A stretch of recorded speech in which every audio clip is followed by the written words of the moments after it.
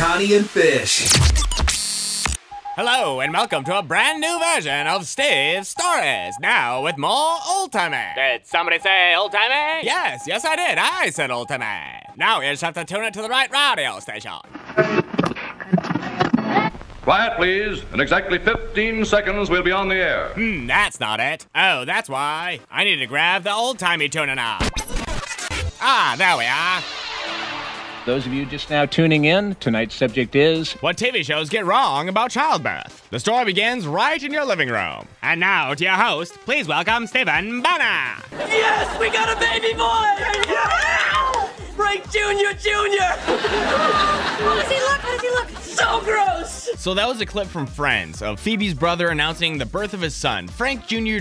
And that means today we will be talking about childbirth and all the things TV gets wrong. Sounds interesting. Where do we start? I want to start with a few shows that you would think would get stuff correct, like TLC's Baby Story and Maternity Ward and Discovery Health's Birthday. They give you a look into the delivery room, but you shouldn't assume that these shows portray everything correctly. Despite the fact that the shows are shot in a documentary/reality TV style, they don't really accurately reflect your average delivery. Really?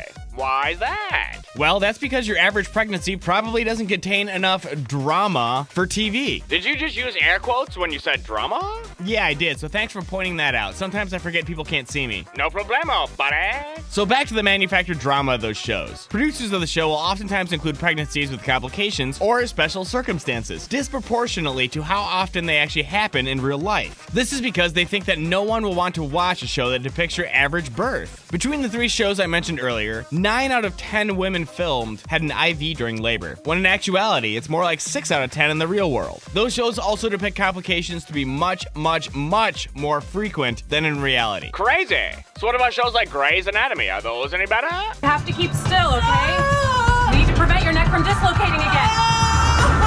Ha! You probably shouldn't consider Grey's Anatomy to be a good depiction of a delivery either. I've seen almost every episode, and I could list off a dozen births with complications on the show to every one without. Like that clip we just heard. That woman was giving birth with a broken neck, and she was stuck in an elevator. And then there's that time Meredith gave birth in the dark because the hospital's power went out during that super storm.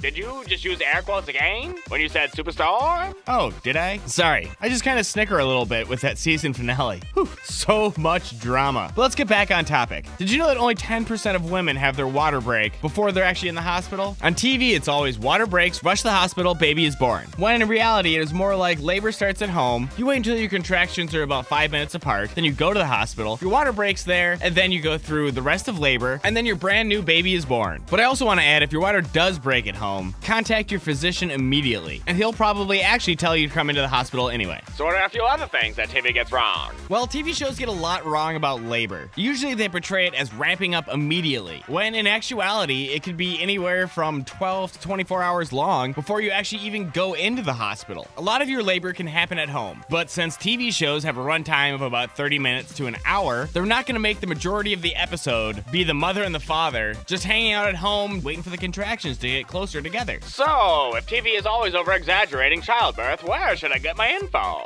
Well, while there's certainly no harm in watching reality TV shows or dramas portraying pregnancy and labor, experts generally recommend getting your information on these topics from healthcare practitioners and reserving television watching for entertainment. So if you have questions about childbirth, you should do what I did and take a class, or just sit down and talk with your physician and see how things actually happen in the delivery room. That really explained a lot there, Steve. Good job. Well, thank you, me in some old-timey voice. Did you just say old-timey? Yeah, I did. Well, that's the business. And just because I know there's some people out there who really love this song, I'm gonna have to play it one time. That was Steve Stories.